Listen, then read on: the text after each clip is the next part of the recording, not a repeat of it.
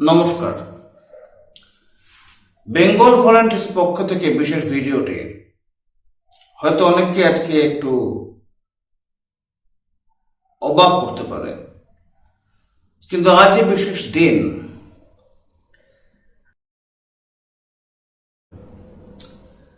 যে মহাপুরুষকে কেন্দ্র করে গত প্রায় 100 বছর ধরে সমগ্র ভারতবর্ষ আবর্তিত হয়েছে এবং বর্তমানে অবস্থাটা এটাই যে বামপন্থী হোক বা দক্ষিণপন্থী জাতীয়তাবাদী হোক, প্রত্যেকে তার পদপ্রান্তে সমর্পণ করতে সদা উদ্গ্রীব। তিনি শ্রেষ্ঠতম, তিনি দ্বিজোত্তম। স্বাধীনতা সংগ্রামীদের মধ্যে একথা বারংবার প্রচারিত হয়েছে স্বাধীনোত্তর ভারতবর্ষে। কিন্তু সমস্যাটা হচ্ছে এটাই, আমরা যখন তার সাকসেস স্টোরিটা দেখতে যাই তখন এত ভ্রান্তি চোখে পড়ে, এত ব্লান্ডার নেইভ মাইন্ডও বোঝা যেতে পারে বা বোঝা যায়, সেটা আমাদের কখনো অবাক করে যে কি করে এমন এক ব্যক্তিকে তৎকালীন ভারতবর্ষ তাদের একচ্ছত্র সম্রাট, একচ্ছত্র নেতৃত্ব বলে মেনে নিয়েছিল। অবশ্যই বুঝতে পারছেন আমি কথা বলছি শ্রী মোহনদাস করমচাঁদ গান্ধী অর্থাৎ মহাত্মা গান্ধী সম্পর্কে। এবং তিনি কতটা মহাত্মা ছিলেন বা মহাত্মন ছিলেন সেটা বিচার্য বিষয়, কিন্তু তিনি মহান ছিলেন, গ্রেট ছিলেন, সে বিষয়ে সন্দেহ নেই। বিস্মৃত বিপ্লবী, এক অসামান্য বিপ্লবী ছিলেন একজন ব্যক্তি, তার নাম শ্রীশচন্দ্র চট্টোপাধ্যায়। তিনি পরবর্তীকালে কংগ্রেসের নেতা হয়েছিলেন এবং অন্যান্য দলের ন্যায় 1947 পলিটিশনের পরে পূর্ব পাকিস্তান থেকে কখনো এখানে আসেননি। তিনি ওখানে কংগ্রেসের নেতা হিসেবে প্রসিদ্ধ ছিলেন। শ্রীশচন্দ্র বাবু কিন্তু কখনো মহাত্মা গান্ধী বা মোহনদাস করমচাঁদ গান্ধীকে মহাত্মা রূপে স্বীকার করেননি। তার বিচারধারা ছিল ভিন্ন, স্বীকার অনেকেই করেননি। পুলিন ভাই দাস স্বীকার করেননি এবং 1924 সালে দেশবন্ধু চিত্তরঞ্জন দাসের কলকাতায় অবস্থিত যে গৃহ, তাতে গান্ধীজির সঙ্গে পুলিন ভাই দাসের যে বিতর্ক হয়েছিল হত্যার অধিকারকে কেন্দ্র করে, গান্ধীজি বক্তব্য ছিল খুবই পরিষ্কার যে হত্যার উপর একজন ইসলামী ধর্মাবলম্বীর অবশ্য অধিকার আছে, কারণ সেটা তার ধর্মশাস্ত্রের ন্যায্য বলে স্বীকার করা হয়েছে, কিন্তু হিন্দু ধর্মের ক্ষেত্রে সেটা নয়। যদিও পুলিনবাবুর পাল্টা যুক্তিতে উনি অত্যন্ত অস্বস্তিতে পড়েছিলেন এবং দেখা যায় যে সমগ্র ভারতবর্ষকে উনি পকেটস্থ করলেও মহারাষ্ট্র এবং বাংলার বিপ্লবী কুলকে উনি কখনো নিজের দিকে টানতে পারেননি। অবশ্য উনি শ্রী অরবিন্দকে টানতে পারেননি। শ্রী অরবিন্দর সঙ্গে উনি পন্ডিচেরিতে দেখা করা বারংবার চেষ্টা করেছেন, কিন্তু প্রত্যেকবারই ব্যর্থ হয়েছেন। যা ফিরে আসে পুলিনবাবুর কথায়।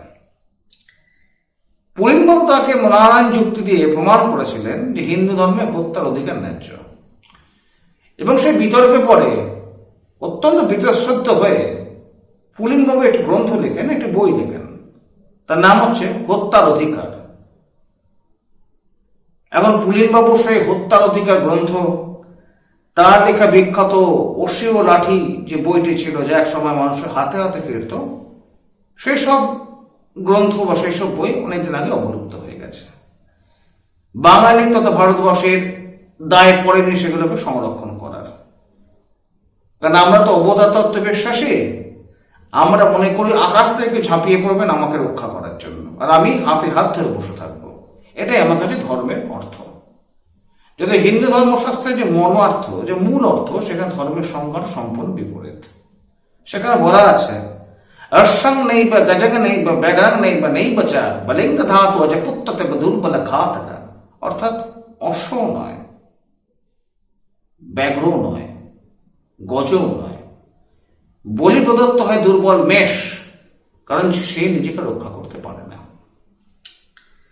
এখন আমাদের বিচার্য বিষয় আজকে এই গান্ধীজির জন্মদিনটি নয়, কারণ যা এখন ন্যাশনাল প্রোটোকল হয়ে গেছে তারপর সবাইকে শ্রদ্ধা জানাতে হবে, এবং যারা বীতশ্রদ্ধ তারা অবশ্য শ্রদ্ধা না জানিয়ে দূরে থাকতে পারেন, সেটা মূলধারা রাজনীতিকে এসে যায় না।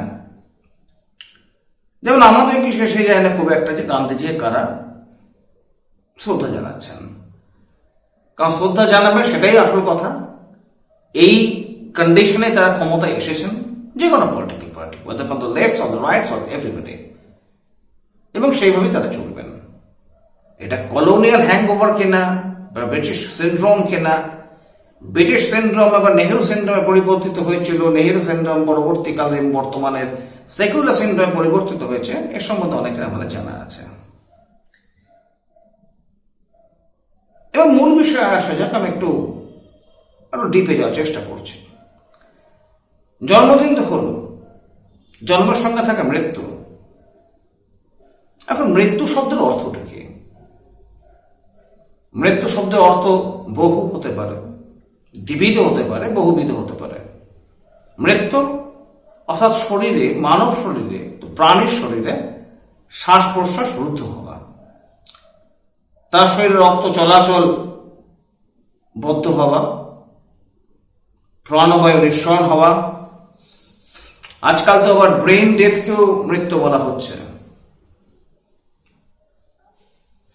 কিন্তু ব্যক্তির ক্ষেত্রে মৃত্যুর যা সংজ্ঞা, জাতিগত ক্ষেত্রে মৃত্যুর সংজ্ঞা কি এক?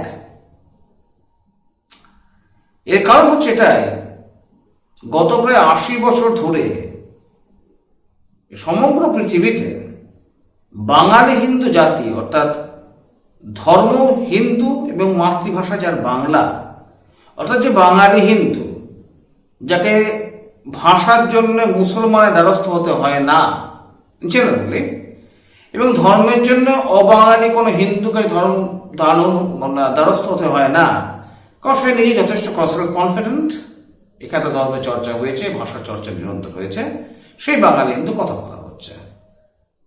গত ৮০ বছর ধরে বাঙালি হিন্দু মরণাপন্ন। মৃত্যুমুখে পতিত হয়েছে কিনা এই কথাটা এত তাড়াতাড়ি না বললেও এই বিষয়ে কোনো সন্দেহ নেই, গত ৮০ বছর ধরে বাঙালি হিন্দু প্রাণ শক্তি ক্রমশ কমছে। 1934 পর্যন্ত যে বাঙালি হিন্দু সমগ্র আনডিভাইডেড ইন্ডিয়াতে নাম্বার 1 পজিশনটাকে এনজয় করতেন, ডুরান্ড লাইন থেকে শুরু করে মায়ানমার পর্যন্ত বিভিন্ন ডেভেলপমেন্টাল প্রজেক্টসে, সরকারি কাজে অথবা সরকারের বিরোধিতায়, সশস্ত্র বিপ্লবেও যাদের গতিবিধি ছিল অবাধ, যার নিজেদের ক্যাপিটাল ছিল, গভর্নমেন্ট অফ ইন্ডিয়া 1935 এর ডিসিশনের পরে এবং 1937 থেকে তার প্রমালগেশনের পরে বাঙালি হিন্দুর যে স্টিপ যে ফলটা হলো, সেই বিষয়ে আমরা কথা বলছি। বাঙালি হিন্দু বাঁচবে কতদিন, বাঙালি হিন্দু থাকবে কতদিন, এটা হচ্ছে মূল প্রশ্ন, প্রশ্নটার অস্তিত্বের। কারণ এই জাতি যে সংকটাপন্ন, এই জাতি যে মরণাপন্ন, সেই বিষয়ে কোনো সন্দেহ কারো সংবেদনশীল ব্যক্তি থাকতে পারে না। কারণ মার খেতে খেতে খেতে খেতে খেতে খেতে খেতে খেতে রক্তাক্ত হতে হতে হতে হতে কোনো ধরনের প্রতিবাদ প্রতিরোধ না করে আমরা যে জায়গায় এসে দাঁড়িয়েছি, সেখানে মনে হবে যেন আমার প্রেরোগেটিভ হচ্ছে মার খাওয়া। এই সাউথ ইস্ট এশিয়াতে একসময় বাঙালি হিন্দু দুর্দণ্ড প্রতাপে ছিল, আর সে ভিখিরির অবস্থা, অর্থাৎ বলতে গেলে সে লঙ্গরখানার কাঙালি হয়ে গেছে। বাঙালি এখন কাঙালিতে পরিণত হয়েছে। তার জন্য অনেকেই দায়ী, বিভিন্ন রাজনৈতিক চক্রান্ত দায়ী, ব্রিটিশ সাম্রাজ্যবাদ থেকে শুরু করে, মুসলিমদের থেকে শুরু করে ভারতবর্ষ বিভিন্ন রাজনৈতিক দল অবশ্যই দায়ী। কিন্তু এর মধ্যে সবচেয়ে বেশি বড় কালপ্রিটকে আমরা গান্ধী দিবস পালন করি, আমরা নেহেরু দিবস পালন করি, আমরা কোনোদিনই হেমচন্দ্র ঘোষ দিবস পালন করি না, আমরা কোনোদিন উল্লাস দত্তকে মনে করার চেষ্টা করি না, মতিলাল রায়, অন্নজচরণ সেন, ইন্দুভূষণ বেদ, এবার সবাইকে আমরা ভুলে গিয়েছি। কেন ভুলে যেতে চেয়েছি? বাঙালি ভুলে যেতে চেয়েছে না, তাকে ভুলিয়ে দেওয়া হয়েছে? যদি প্রথমটা হয় তাহলে বাঙালিকে নিজে মনে করলো না, যদি দ্বিতীয়টা হয় নিজে ভুলে যেতে চায়, তো যাতে শেষ হয় গেল। কিন্তু সমস্যা হচ্ছে সব শেষ হলেও কিছু লোক তো থাকে যারা আত্মগর্বে বলিয়ান, তেজদৃপ্ত, কোনো কিছু মেনে নেয় না, প্রতিস্পর্ধী। সেরকম কিছু মানুষ এখনো বাঙালি হিন্দুর মধ্যে রয়েছে, এবং তাদের উপরেই আমাদের বেঙ্গল ভলান্টিয়ার্সে আসা। কারণ আমরা বেঙ্গল ভলান্টিয়ার্স থেকে পরিষ্কারভাবে বলে দিয়েছি, নির্দ্বিধায় বলি আমরা বাঙালি হিন্দুর পক্ষে, তথা বৃহত্তর হিন্দু সমাজের পক্ষে। তার মানে এই নয় যে বাঙালি হিন্দু তত বৃহত্তর হিন্দু সমাজের নিজস্ব যে ভুল, যে পাপ, তার প্রতি আমরা ওভারলোড করব, আমরা তার প্রতি মার্সিলেস। তাই সমগ্রভাবে দেখা গেলে এটা বোঝা যেতে পারে যে রাজনীতির চক্রান্ত তো হয়েছে, অত্যাচার হয়েছে, নিষ্পেষণ হয়েছে, শোষণ হয়েছে, কিন্তু তার সঙ্গে একটা জিনিস হয়েছে, বাঙালি হিন্দু নিজের পথ নিজে নষ্ট করেছে, সেখান থেকে ভ্রষ্ট হয়েছে। আমার অত্যাচার হয়েছে, কমিউনিস্টরা করেছে, মুসলমান করেছে, খ্রিস্টান এভাঞ্জেলিস্ট করেছে, তারা কিন্তু কেউ এসে বলেনি যে তুমি বাপু আর কনসাস থেকো না, তুমি সেলফ কনসাস কিন্তু থাকবে না, সেটা কেউ বলেনি। কিন্তু আমরা সেলফ কনসাস নই, আমরা নিজের আইডেন্টিটিকে ভুলতে চেয়েছি। কিছু লোক অবশ্য আইডেন্টিটি নিয়ে লড়াই করেছেন, করছেন, করে যাচ্ছেন, তবে সেটা প্রয়োজনের তুলনায় যত সামান্য। যদি প্রয়োজন থাকে সমুদ্রের, তো তার তুলনায় এটা হচ্ছে শুধু একটি ঘুষপথ। তাহলে বাঙালি হিন্দু কি এইভাবে শেষ হবে? এই ক্ষয়ে যাবে, ক্ষয়ে যাবে, সবাই আমাদের জায়গায় এসে আমাদের উপরে টক্কর দেবে, আমাদের ভাষা, আমাদের চর্চা গত 200-250 বছর ধরে বঙ্গীয় নবজাগরণ থেকে যে ম্যাসকুলার হিন্দুইজমের সৃষ্টি হলো, যে হিন্দুত্ব শব্দটা উৎপত্তি হলো অখণ্ড বঙ্গভূম থেকে, যার জন্য দায়ী একটি দুটি শব্দ ম্যাসকিউলার হিন্দুইজম, যা 1868 সালের হিন্দু মেলা থেকে উদ্ভূত, এবং যাকে বলা হয় the Bengal school of thought of Hindu nationalism, the most ancient. কারণ আর দুটো স্কুল অফ থট হচ্ছে সাভারকার এবং গোলওয়ালকার, কম্পারেটিভলি এরা অনেক ইয়াং। তা সবে কি আমরা কি বিস্মৃত হব না, ভুলে যাবো না, আত্মসমর্পণ করবো? এটা হচ্ছে মূল প্রশ্ন।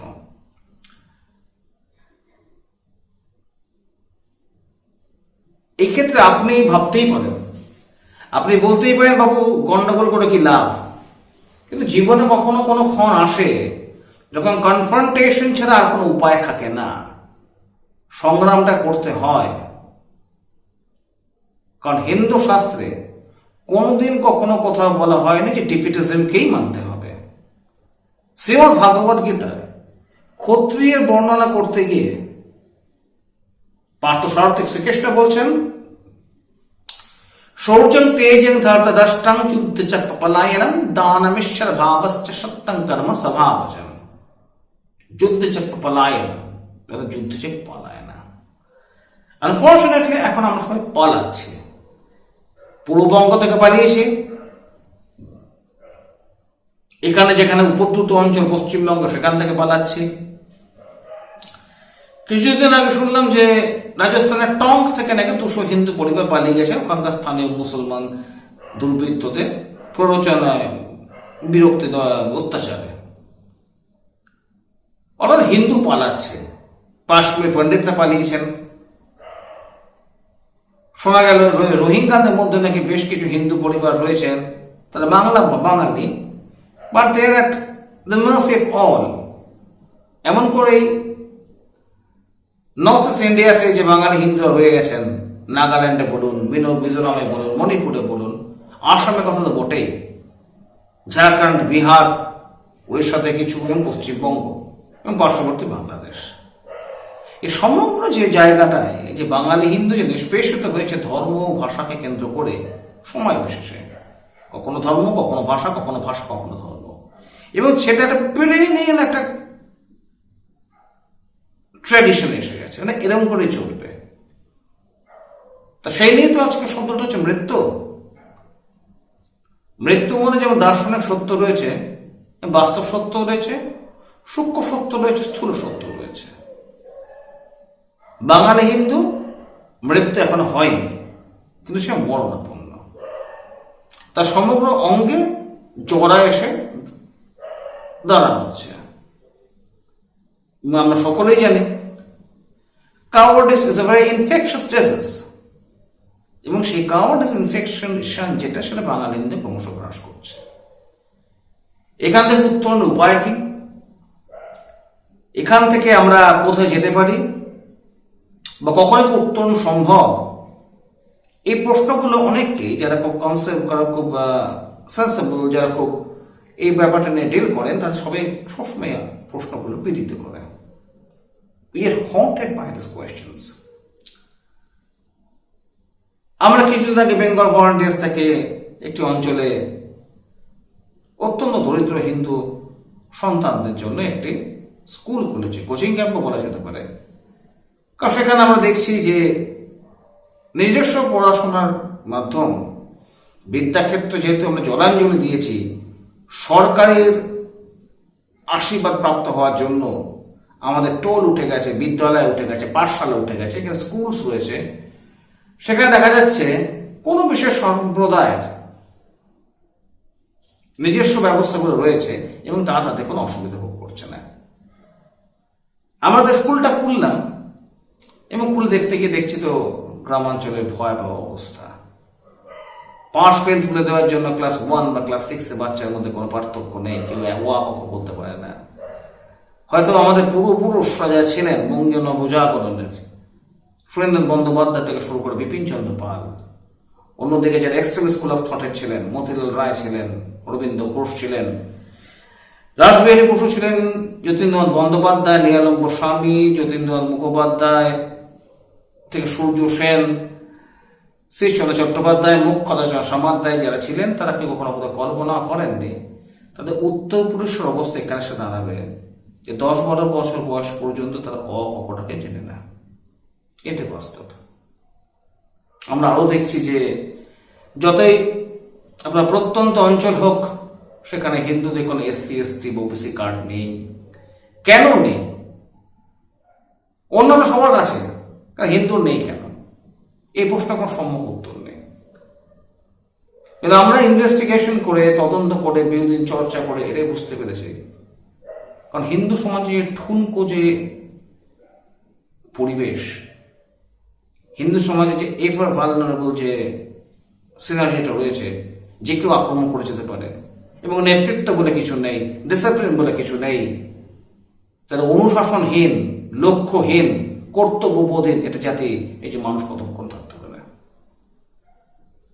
সেটা প্রথমে বললাম যে আজকে একজন বিশেষ মহাপুরুষের জন্মদিন, যে মহাপুরুষকে নিয়ে সমগ্র ভারতবর্ষ আবর্তিত হয়েছে, এবং সে একই সময় আমরা ক্রমশ মৃত্যুতে এগিয়ে চলেছে।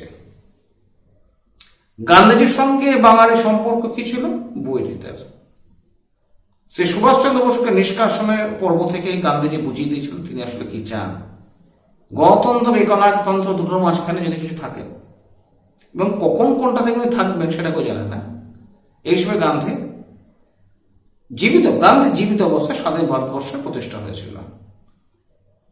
এই যে একটা রাডারলেস অ্যাটিটিউড,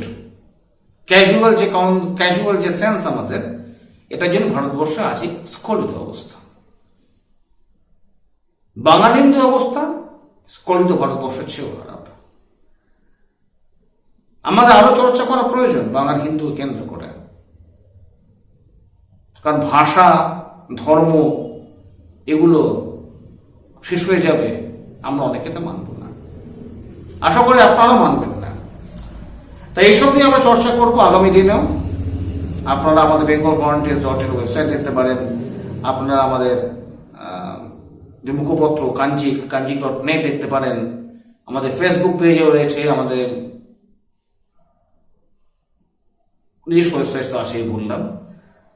এই সমস্ত কিছু নিয়ে পর্যালোচনা করুন, আলোচনা করুন, উন্নত মস্তিষ্ক উন্নত জাতি হতে গেলে তাকে চর্চা করতে হয়। যে চর্চা করে না তার অবস্থা অশ্বত্থামার মতো হয়। মহাভারতে শ্রীকৃষ্ণ অশ্বত্থামাকে বলেছিলেন, তোমার তো মৃত্যু ভয় নেই, কারণ এই যে রাত্রের অন্ধকারে তোমার নেতৃত্বে পঞ্চপাণ্ডবের পুত্রকে হত্যা করার মতো যে সীমাহীন অপরাধ তুমি করলে, যা দুর্যোধন কর্ণ পর্যন্ত কল্পনা করতে পারতেন না, সেই যে অপরাধ তুমি করলে তার প্রতিদান হিসেবে আমি তোমার কাছ থেকে মৃত্যুকে ছিনিয়ে নিলাম। অনাদি অনন্তকাল তুমি চিরঞ্জীবী বেঁচে থাকবে এবং তোমার সমগ্র দেহে কীট পতঙ্গ তোমাকে নাশ করবে বারংবার। প্রত্যেকটা দংশন তোমাকে স্মরণ করাবে সেই মহাপাপের। আমরা কি এই যুগের অশ্বত্থামা, নাকি অশ্বত্থামার অবস্থা থেকে পুনরুদ্ধার বা পরিত্রাণ পেতে আমরা মহারথী হওয়ার চেষ্টা করব? এটাই আজকে মূল প্রশ্ন। অহিংসার জনকের জন্মদিনের দিনে, জন্মদিবসে বাঙালি হিন্দু যাদের গতিপথ হারালো, যে বাঙালি হিন্দু সশস্ত্র বৈপ্লবিক আঘাত ব্রিটিশ সাম্রাজ্যবাদকে স্তম্ভিত করেছিল, যে বাঙালি হিন্দু জামা কনস্পিরেসি কেস প্রায় ভারতবর্ষকে ব্রিটিশ শাসন থেকে ছিনিয়ে নিয়েছিল, যে বাঙালি হিন্দু প্রত্যেক ক্ষেত্রে তার শৌর্য বীর্য তেজে প্রকাশ করেছে, সেই বাঙালি হিন্দু আজ রিক্ত, অসহায়। এ বিষয়ে আলোচনার প্রয়োজন। সঙ্গে থাকুন আপনারা। বেঙ্গল ভলান্টিয়ার্স স্বাধীনতা সংগ্রামের বৈপ্লবী বেঙ্গল ভলান্টিয়ার্সের পথানুসারী। আমরা বিশ্বাস করি সেই প্রাচীন শ্লোককে, ইদম শস্তম শপাত বিশরাতপি, জ্ঞানের শক্তির চর্চা, শক্তির জ্ঞানের চর্চা।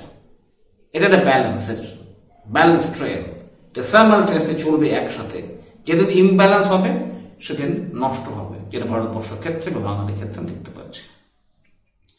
এই ব্যালেন্সকে মেনটেন করতে হবে এবং এই ব্যালেন্সকে মেনটেন করেই we shall to get back to the basics, আমাদের মূলে ফিরতে হবে। সেখানে একমাত্র আমাদের পরিত্রাণ ও পুনরুদ্ধারের পথ। আজকে এই পর্যন্ত, তাকে আসি। নমস্কার, বন্দে মাতরম।